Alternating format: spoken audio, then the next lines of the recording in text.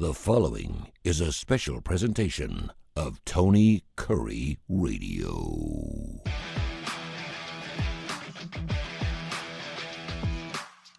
Welcome back to another Keefer and Kurre until we are so rudely interrupted just a minute ago. It must have been something Kip was saying because the power just blinked, and so we're back at it, my friend. You were talking about on Need to Know, and I'm bringing this up for a reason. Then I want to talk about some Super Bowl action with you. What a horrible game that was, but there were some good things that came out of it. But you were talking on Need to Know about the constitutional. What now? What were you talking about? Well, the Democrats, Tony, as I mentioned, somehow they get the word out to use exactly the same term. Every one of them says it in every sentence. Somebody says, how's the weather?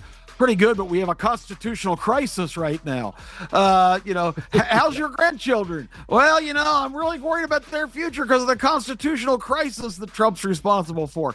I don't know if they have carrier pigeons or decoder rings or how that works, but They stick to a theme. They vote the same on every issue. They're like the Stepford Wives. They are just programmed to do exactly what they're told, and there's never a discouraging word. Well, my daughter comes up to me yesterday. She's 12, right? And kids really don't get into politics, not unless they're going to be president one day. And I guess they're into it really. You were probably into politics when you were 6 or 7 years old. You were probably reading the Constitution when you were like 9 or something. But anyway, so my daughter says something about all these government people losing their jobs. She heard me doing another show with Michael Coleman from the Heart of Alabama Food Bank. We were talking about, and I said, first of all, nothing's happened yet. I said, because everything's going to get attacked. We're going to go to court through all this stuff. Judges have already said you can't do this, blah, blah, blah. So it's just all these executive orders that he put up. Maybe 10% of them will stick, but you got to start somewhere. And he said, I'm going to do it. And he's doing it. He's sticking to his word. He's like, I'm going to do it. Now, we have a lot of people that have to vote the same way to make those things happen. Long story short, she asked the question, where do politicians get their money? And I said, what do you mean? She said, well, they get paid.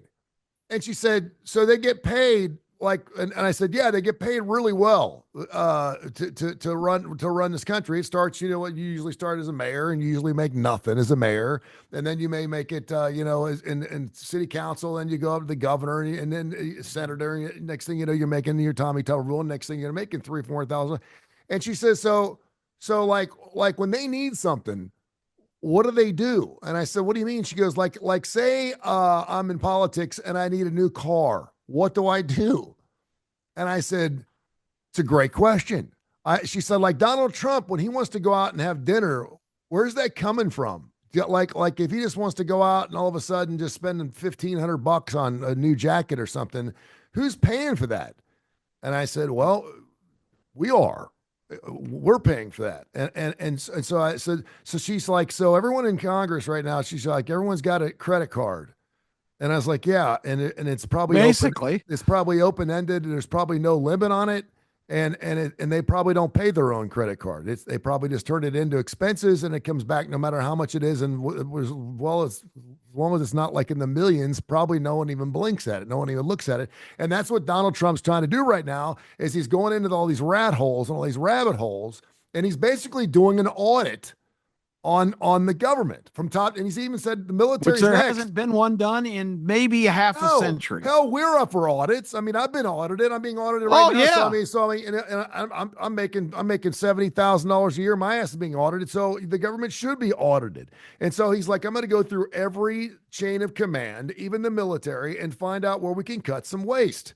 And I'm going to put the smartest technical geeks on this because they're going to be able to access the information. And that's what's causing Washington to have an absolute meltdown. Nobody voted for these guys, but Tony, they don't have any powers to call anybody for a subpoena or whatever.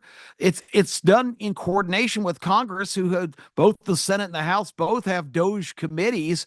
So once the findings of these people, it's no different than having a really good staff, but they're acting like these people are like, have taken dictatorial power. They're freaking out. Because they're being investigated. Now everybody's got to show. It's a constitutional crisis. It's exactly. It's like I'm dealing with another court thing in my Discovery. Discoveries suck. You basically have to write down everything you know about everything you know, period. Yep. And that's just the way it is. And so now everyone, all of a sudden, everything was status quo. You spend your money, you do your thing. And next thing you know, we've got a brand new boss and they're going section by section. I remember having a brand new GM and they're like, we want this radio station run as efficiently as possible. So we're going to go by and I'm going to meet with each one of you and we're going to find out what your job is, what your job entails. Are you doing more or are you doing less? Do you need to be doing this, that, and the other? And we'll go section by section. So we went through programming and we went through continuity. We went through commercials. We went through to try to make it run better. And there were a bunch of people, quite frankly, that weren't doing shit that we didn't need. And so we got rid of them, and they've been there for years. Unfortunately, I was one of them. Well, there was a great story real quick back when I used to do like motivational speaking for employees and organizations and stuff. There was a great story about a guy who takes over a company and he does his due diligence and finds out who he wants to keep and who he thinks he needs to replace. And he brought in a guy and goes, we're going to have to let you go. And he goes, I've been here for 24 years. I've shown up every day. I've performed. I deserve the best of treatment possible because I've been so loyal to this company. And he goes, well, so what do you do? He goes, my routine's the same every day. He goes, that's the problem. You've done the same thing for 24 straight years, 365 days a year, and you've never contributed anything to make this company more efficient or allowed to progress. So we can't use you anymore. And that's kind of the attitude of government. Well, we've been established at some point. It's not a constitutional crisis, Tony, because none of these agencies, the USAID, the Department of Education, FEMA, all of these created entities are not mentioned in the Constitution because the founders had no intention of the federal government being in charge of any of this stuff. It needs to be on the state and local level. We don't need a gargantuan federal government. It's just a gravy train, and that's why they're freaking out because one of these congressmen is going home and the old lady's going, well, what about the house in Palm Beach we're building? This is a disaster. Right? It started years and years and years ago when we used to hear this, what is now no longer a myth, that the government was paying $75,000 for a hammer. Do you remember that? Oh, yeah. The Pentagon. Back in the days, we were like, wait a minute. So you go to Home Depot and get a hammer for $23. Well, when we buy one at the government, it's $34,000. And I remember when Donald Trump, I think he did it with Air Force One. Did he not the first time around? Said, why are we paying Boeing $8 million for this airplane? Yeah. When I can have it built for $1 million and save the taxpayer some money.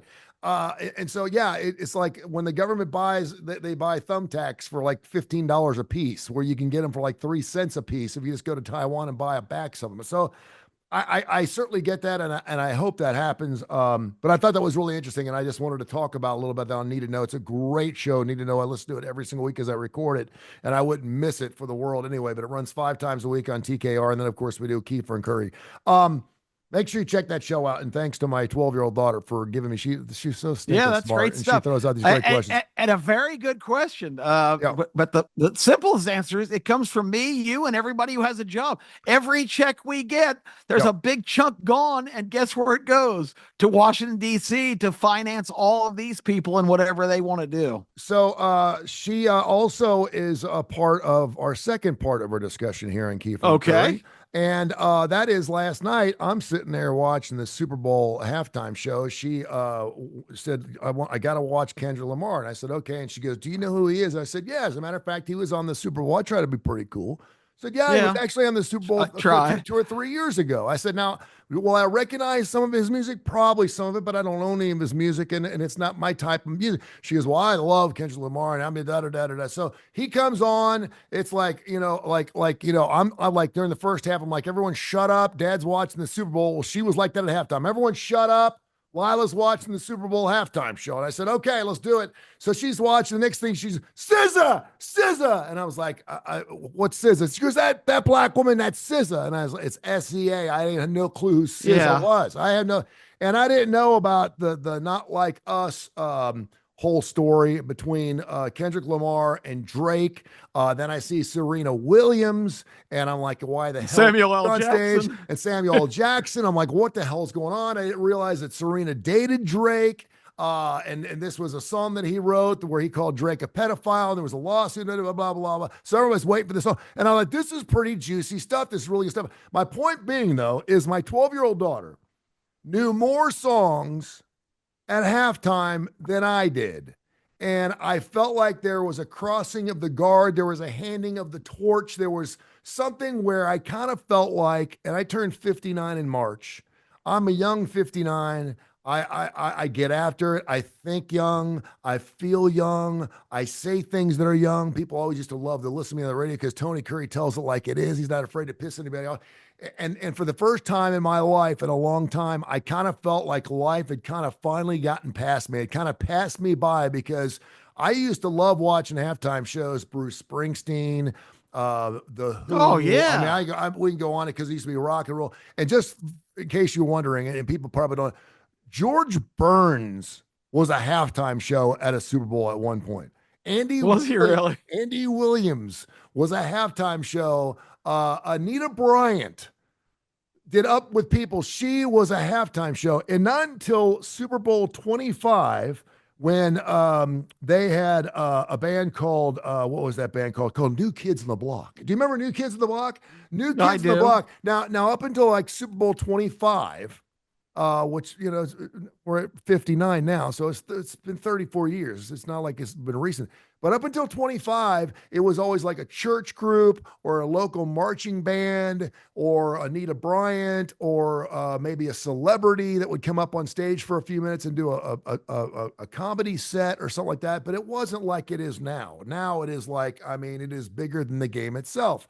And then after New Kids on the Block, I think it was 2 years later in Super Bowl 27, Michael Jackson was at the Super Bowl, and that's when it blew up. That's when Michael Jackson was at a halftime show. That's when they changed the rules of the game. Okay, you don't get a 20-minute halftime. It's a 30-minute halftime because Michael Jackson's playing. They changed the time for the halftime because and from that point on, it just got bigger and bigger and bigger. Now, the last few years, Rihanna, Jennifer Lopez, Shakira, Dr. Dre, Snoop Dogg, The Weeknd, Usher. I don't know these artists. I hear their songs on commercials. I know some of their music, and I appreciate the fact that the youngsters are really loving these bands. But it's also telling me that my favorite sport is no longer trying to lure me in, and that bothers me a little bit. We had this discussion about NBA games. In NBA games, they just play that music the entire while they're playing. Exactly, while they're playing.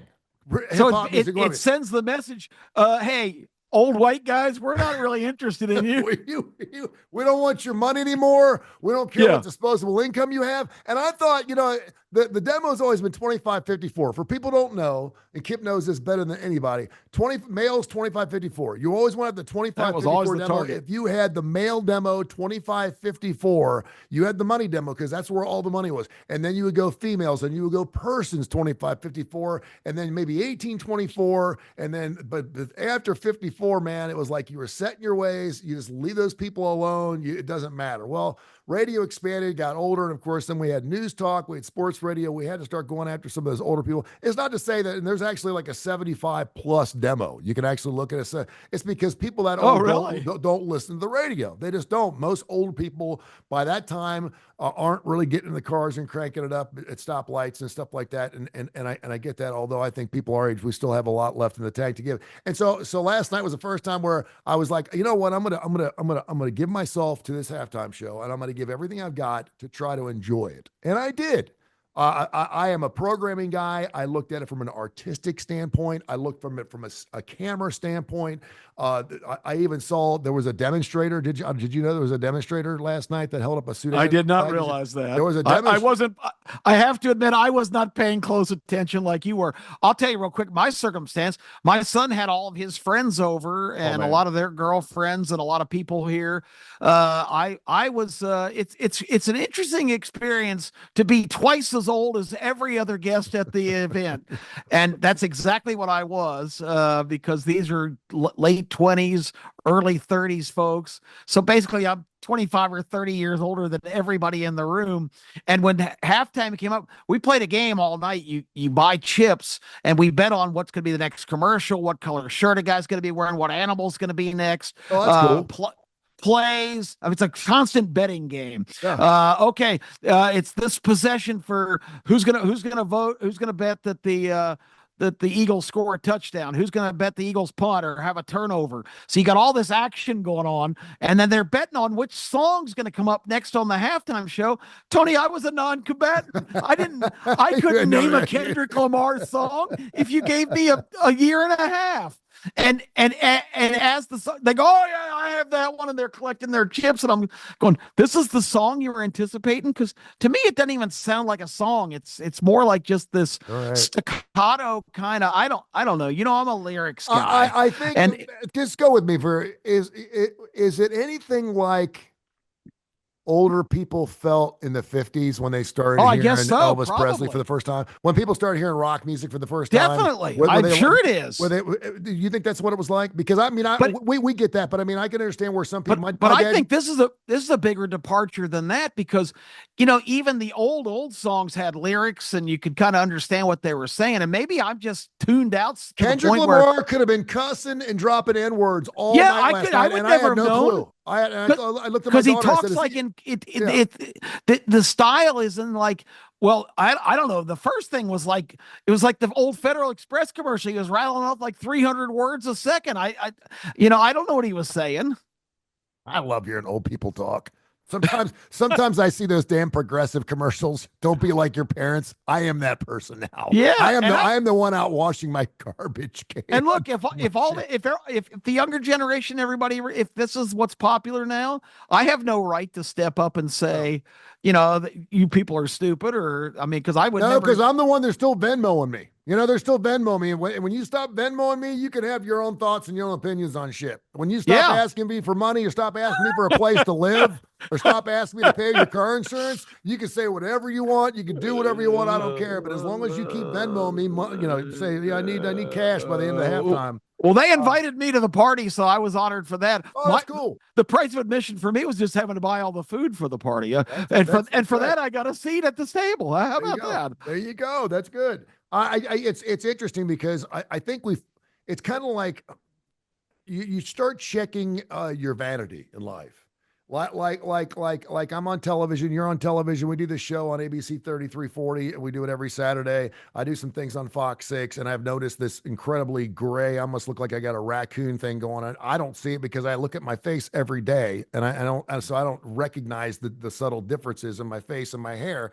And so I looked on TV, and I'm like, good Lord Almighty, I've got a lot of gray, because television just does strange things to you. It does add weight to you, and TV does no justice. If you look good on TV, the camera never blinks. It really doesn't. And they say it never lies, but it has to sometimes, because I see some people. I saw a young lady this morning, though I know is gorgeous, and on television she just didn't look that good. And when I saw her, God, obviously, TV did not do you justice. I didn't tell her that because it would have been being critical. Oh, you're offensive. Yeah.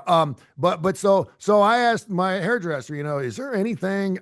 She's like, Tony Curry's going to put some gloss in. And I used to like get my tips done just to do something different summertime. It wasn't a vain thing. It wasn't to look younger. But I was like, you know what? I'm gonna ask you to put something in the side of my hair to get some of that. And I was always one of those guys where I'm gonna go out graceful. I'm not gonna get Botox. I'm not gonna get liposuction. I'm not gonna do any of that crap. And now I'm finding myself at this point in my life where I'm thinking to myself, you know, to be vain is not a good thing in our lives. And so it's like, okay, do I want to fight to stay up with what's going on in this crazy ass world of ours? Do I want to learn the new computer stuff? Do I want to win the You did a show on this thing, Chat GPT, which was fantastic, that I had no clue about. I didn't even know what you were talking about. And you brought it up, and you were answering questions, and your voice it was the most amazing thing I'd ever seen. And now, of course, that was just like a year ago. Now it's the biggest thing, since sliced bread. AI is just like, it's unbelievable. But I remember, I remember going through subtle differences at work saying, hey, listen, we're no longer going to do tape. Now we're going to go digital. I'm like, no. And I would wear that 8-track tape out. We had 8-track tapes. We had big 8-track tapes, not 8-track tapes like the ones you stick in the car, but 8-track tapes were the size of your head. There were 8 different tracks on them. You could record everything. And I loved using 8-tracks because I was good at it. And then when we started going digital and you had to start pushing buttons and there was nothing to splice. I'm just like, it's kind of like, but and now we got electric cars. I don't know. And I find out that all of a sudden Donald Trump's our president and he's rolling back all the electric car stuff. I was like, good. That's a good one for the old people. Let's go dig up some coal and let's burn something. Let's dig, baby, dig. Anyway, I feel pretty good where I'm at, turning 59. I do hope there is another, before I die, I hope there's another band that I can really get my rocks off on. The only one I could think of is AC/DC. I think AC/DC would work because so many stadiums play so much of their music every single weekend. They play Thunderstruck. They play You Shook Me All Night Long. They play Highway to Hell. They play Back in Black. I mean, anytime you go to a UAB game or an Alabama football game, Alabama football uses Thunderstruck to open up their games. The players come running on the field to Thunderstruck, and you only got 13 minutes. And I'm thinking to myself, but I do remember watching The Who, and it was one of the worst shows I've ever seen. I watched it just because they were 10 years too late. It was 10 years too late. And I remember they had more lights than anything I'd ever seen. You could have landed 100 airplanes at one time, but it was because the music sucked. It was because they sounded so bad. They had to have something that was pleasant or to the ears, to the eyes. And, so while we're going through the new Katy Perry thing and the Bruno Mars and all those things, I invite all the changes and stuff, but there is a little piece of me that, it's kind of sad. So I'll call my bookie and make a bet on the game. I can still do that. Well, and here it's an interesting dynamic and an interesting question culturally, because still, I would like to see the breakdown on the overall audience for that, because I can't imagine our demographic is like, it can't be it's got to be one of the most dominant of that group. But again, they're so determined to target other aspects of the marketplace that we're just taking for granted. Well, they're going to watch anyway, so we don't have to present anything pleasing for them. It's really an interesting cultural discussion right now, because you watch the Grammys and everything. This is the kind of music that's being emphasized. And again, I can't criticize it if a lot of younger contemporaries, if that's what they're into, that's what they're into. And you made a good correlation before, or people saying the kind of things we're talking about right now, back in the day of Elvis and the Stones and the Beatles. When that transition took place, I'm sure there were a lot of get off my lawn old guys going, this is terrible. Remember they criticized the Beatles for having long hair. It was barely to their ears and down. Good grief. Well, and then it's like they threw one at us when they did the Harrison Ford commercial, which I thought was like, I knew it was a Jeep commercial because I saw Jeep at the beginning of the commercial. I thought, good Lord, could you just give it up? And then, of course, at the end, he kind of made the joke that, wow, I'm even driving a vehicle. It's not my name, Ford. He said Ford. I'm looking at some of the stuff here. Despite I didn't think the commercials were very good. Did you? No, I did not. Remember, people used to watch the Super Bowl for the commercials. Yeah. If you're watching for the commercials now, you're going to be bored shitless because they're just bad. The cowboy, the flesh cowboy hat head thing was really bizarre to me. Yeah, the Martha Stewart thing was kind of strange. I thought the Budweiser commercial, the weekend, the guys where they were cooking out back in the cul-de-sac. I thought that was funny. 123. 0.7 million viewers last year. It did not surpass that. 37 million U.S. households watched the game. It's a 5% decline from last year, which really surprises me. The halftime show featuring Kendrick Lamar drew 8.8 million U.S. households, down 4% from Usher last year. So maybe we weren't, missing out too much on this thing. I asked my son and his friends last night, because there's all these people on the field for I guess they're the audience. The stands isn't enough. I said, do all these hosers get to go to the game? And Clay goes, no, there's a separate ticket just to be on the field for halftime. I said, really? That's crazy. Well, what about all these dancers and stuff? Do they get to go to the game? And nobody can answer that question. So they do. And I mentioned one of the 400 dancers that were on stage with Kendrick Lamar walked out and had a flag that had Sudan and the Gaza Strip written on it. And he put it, you're like this. He put it up during the halftime show. And so you could see it. Of course, social media went crazy. They had him taken off and arrested during the song that he was playing. And you know what they got him for? He is no longer allowed to ever see an NFL game live in person for the rest of his life. That was his treatment. They're like, because they've let him go on stage, they let him be part of the show, and he used it for an alternative motive. But I didn't know. Biggest year-over-year gain Super Bowl viewership. Last year, and I'm just going to give you last year's numbers because the ones are out. Women 18 to 24 was up 24% from last year. Taylor Swift factor. Yeah, sure. Men 18-24 placed second with a 20% increase. Girls 12 to 17 were third. That's amazing. That's amazing. Those three demographics combined had averaged 1.81 million more viewers than last year. Viewership increased 6% among women 25 to 54 and boys 2 to 17, in line with the overall average across CBS and Univision, and just 1% in men 25-54. That's amazing. The main CBS telecast actually declined among men 25-54, with the Universe and simulcast making up the shortfall. The overall 25-54 Democratic was just up about 3%, easily the smallest gain in the major adult demographics. Viewership increased 6% in adults 18 to 49. We're talking numbers, and people are listening. They don't have no clue, but you and I do know that's amazing to me, because it is amazing. So men 25-54. Well, this is interesting now. So we've reached our peak.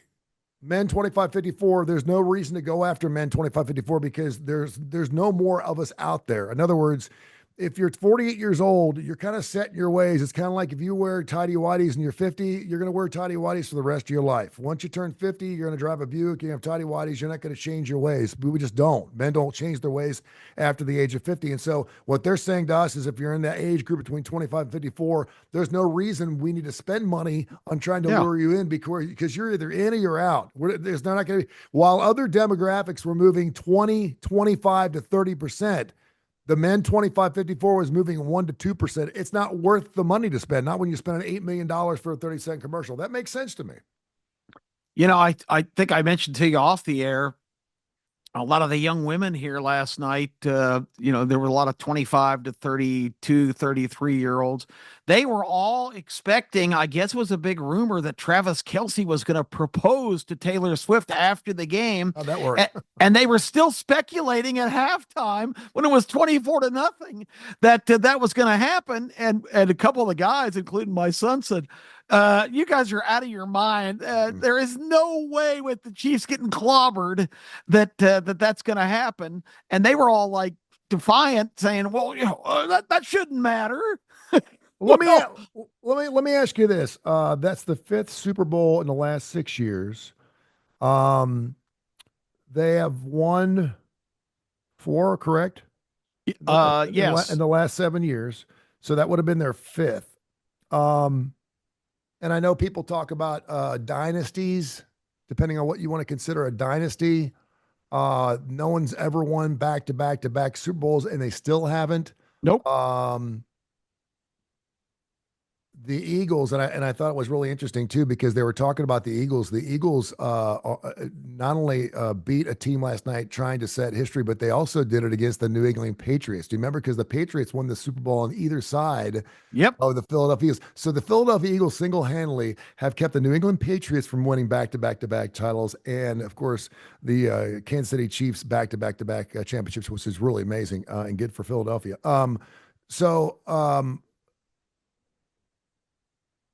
What do we remember? They're showing Taylor Swift last night, not on the television, but on the screens down at the Caesars Superdome, and people were booing. My daughter was showing me the phone. She's like, "Look at this. They're booing Taylor Swift." And of course, she was about ready to cry. And I said, "Honey," I said, "they're just tired of her. They're tired of seeing her. I mean, we see her every single." But they were showing pictures of her from her suite, and people were booing. I mean, it was loud, right? And I see Kelsey, like a little dog, with 0 catches at halftime. He'd been targeted 4 times. I think he dropped 3 of them. He ended up having 4 catches in the night. But I mean, he looked like he'd just been smacked upside the head. And everyone's like wondering what the hell's going on. This is with a half of football left. So what are we? Does it all depend on what happens next year with Kansas City and how we remember this team? I mean, obviously they've won a lot of Super Bowls and they're one of the greatest teams. They've had one of the greatest runs in any sport of any time. But I mean, losing a game like that when you had so much on the line, it almost reminds me of that year of the New England Patriots when they were trying to be the first undefeated team. They were trying to go 18-0. Remember, they lost to, of course, the Giants. Yeah, they did. And that's when they were favored by like 12, 13, 14, 15 points over everybody. They were you could not make the line high enough. And I think they were favored by 12. So it can't be overstated that this line was virtually even. We talked about on all of our shows on TV, on our podcast, on our K4 Wins broadcast. I said it, quote unquote, the Eagles roster is much better than the Chiefs. The Eagles should win this game because if you just looked at it from a sheer talent standpoint, the Eagles just exceeded the Chiefs in just about every category except for maybe head coach and quarterback. And Jalen Hurts showed that he's no stiff because the Chiefs historically had done a great job of taking away the running game from their opponents. It's one of the reasons they've won so many Super Bowls. Usually the team that can control the line of scrimmage is the one who wins, but the Eagles just dominated the line of scrimmage. And football's a simple game, Tony, when you get down to it. It's that battle in the trenches, your offensive line against their defensive line and vice versa. And the Eagles just absolutely dominated that category last night. That they just pushed the Chiefs around, and the defensive players for the Eagles, there's 4 guys that won 2 national championships at Georgia and now have a Super Bowl in the last 4 years. You talk about streaks, Jordan Davis, Jalen Carter, Keely Ringo, Nolan Smith. So you've got guys with the pedigree and the size and the speed. There's a reason Georgia won back-to-back national championships, only lost 1 game in 4 years, and it was all these generational defensive players, which give the Eagles credit. They've gathered them all up, drafted them. They've got a whole roster of Alabama and Georgia guys. And who are the 2 most dominant college programs in the last 10 years? Georgia, Alabama. Yeah, and we even saw Devontae get a nice catch there too. Oh man, really good to see. Yeah, people forget he's a Heisman Trophy winner. He's the second receiver behind AJ Brown. So unbelievable, and it was a hell of a catch too. I just I feel like I got duped. I'm glad I was on the winning side. I mean, there's nothing wrong with winning games like that when you get to the Eagles +1 and it's 24-0 at half. Because I think we basically settled on the Eagles were the logical bet. I don't think there's any question about that. No, all of us did. Yeah, this is not an upset. No, it wasn't. But we didn't expect it to be 34-0. Well, of course not. Of course not. And you never expect that. And if I've watched football for 59 years, I know there's going to be games like this. I understand that, and it can happen in a national championship game with your best player on the mound. I get that. I guess you just don't expect it from a team like the Chiefs, who have come, because all year long you've been harping on this, man, how many 1-score games they won. They are great in close ball games. Yeah. But we never seen Patrick Mahomes was down more than any other game in his career. Yeah, it was. What really the play that turned it all around, I think the Eagles had kicked, the Chiefs had held them to a field goal. It was 10-0. The very first snap when the Chiefs get the ball back, you're thinking, okay, they're going to drive this time. They got completely away from the run game. They got desperate. He was throwing the ball. A pick 6 right then by the Eagles was the play that just completely changed that game. All of a sudden, Patrick Mahomes made that mistake. It was 17-0. Game over. This game is over. Yeah.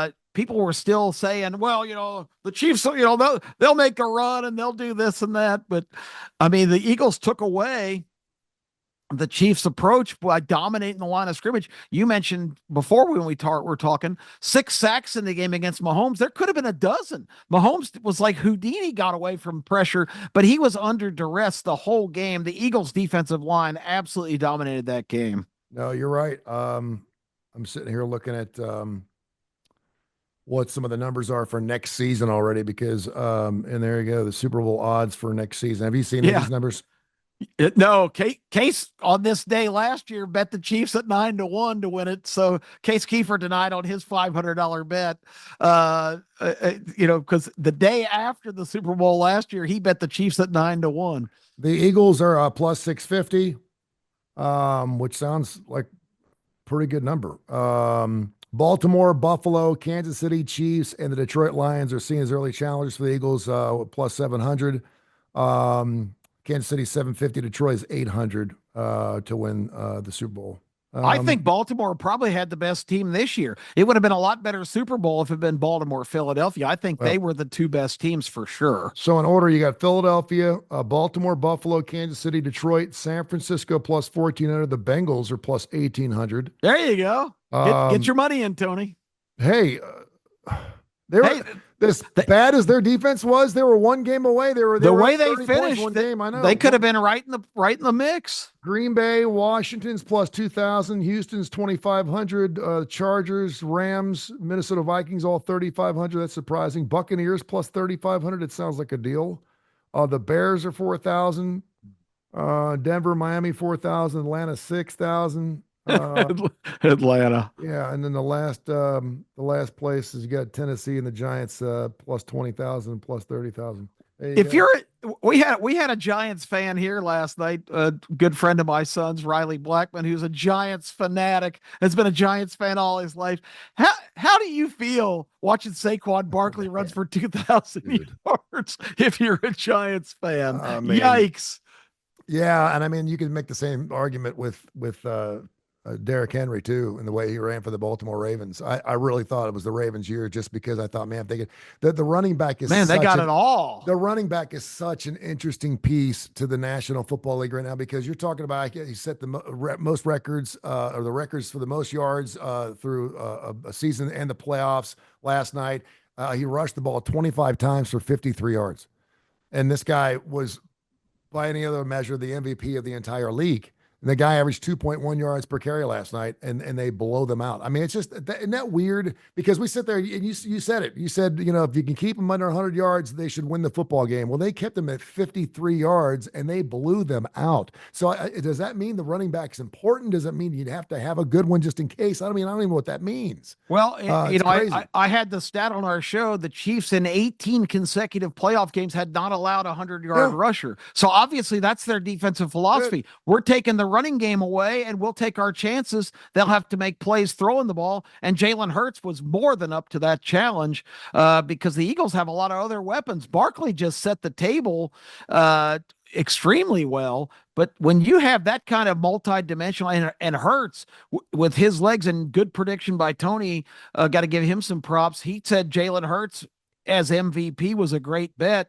You nailed that one for sure. Jalen Hurts, as we agreed on our podcast, was the key player in that game. It wasn't Barkley. It wasn't Mahomes. If Jalen Hurts steps up, if the Chiefs do take the running game away, can Jalen Hurts answer the call? Case pointed out Jalen Hurts, one of his best games ever was 2 years ago against the Chiefs in the Super Bowl, where he threw for 320 yards and they lost 38-35. But Jalen was spectacular last night, both with his arm and his legs. Man, here's a guy that got benched during a national championship game. Unbelievable. He left, goes to Oklahoma, comes up short for a Heisman Trophy, and next thing you know, he's winning the Super Bowl. Kids, if you think that you can't do it and you want to quit, you want to give up, man, just look at Jalen Hurts and look at the life he's done. And he's done it remarkably fast, too. I mean, how old is he? 24, 25 years old? He's probably 26 now, but yeah, he's still a young guy. Crazy stuff. All right, my man, we'll get ready and do it up again on Saturday. Looking forward to getting into some college hoops, baby. SEC basketball is on fire. Alabama Auburn on Saturday in T-Town. That is going to be something. We looked at tickets last night, a little even out of Kip Keefer's league, so you know they're really expensive. Yeah, I know. They're getting a little big for their britches, aren't they? Even like the worst nosebleed and Coleman Coliseum. Okay, Alabama, you've made millions of dollars from the Saban era. Build a freaking arena that's worth a damn. Coleman Coliseum sucks. sucks. It's built like this, Tony. So if you get a cheap seat, you're not even high. You're so far back. It's ridiculous. Coleman Coliseum is such a barn. But I got to give myself props on K4 wins. I said take the Florida Gators over Auburn. The Gators take down the number 1 Tigers, so race is on in the waiting SEC. for my wings at B-dubs, and I see Florida, and I saw Bruce Pearl down more than he's ever been at Auburn. I was like, whoa, I didn't even know what was going on. They were down by 17 or 20 something at the time. So wow. Great pick, my man. Yeah, we've been on fire, bro. All right, go to k4wins.com for all of our plays. Make sure you watch ABC 3340. I got a special guest. I believe we have Spy for Rent coming in this week, so one of our great sponsors will be in to show us some surveillance stuff, and we'll get ready to talk some hoops. Thank you, my friend. I'll talk to you in a little bit. All right, Tony. Thank you.